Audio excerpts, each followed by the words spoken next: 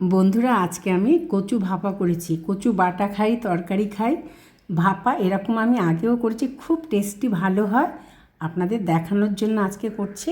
আর এই মশলাগুলো দিচ্ছে আর কি, তো দেখালাম।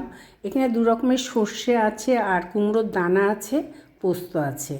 কাঁচা লঙ্কা তো দিতেই হয়, ঝাল আপনাদের স্বাদ মতন দেবেন।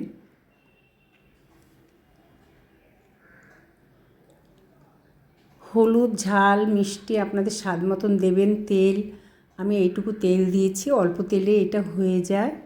আর আমি কিন্তু জল বেশি দেবো না। এই যে তোমার মিক্সিতে যেটা করেছি, এই যে জলটা দিলাম বন্ধুরা, এই জলটাই থাকবে। ওদিকে সিদ্ধ হয়ে যাবে, আর এদিকে মানে শুকনো হবে জিনিসটা, ডাইও হবে না, আবার ঝোলও থাকবে না। খেতে খুব সুস্বাদু, টেস্টি হয় বন্ধুরা। এইভাবে করে খেয়ে দেখবেন, খুব তাড়াতাড়ি হয়ে যায়।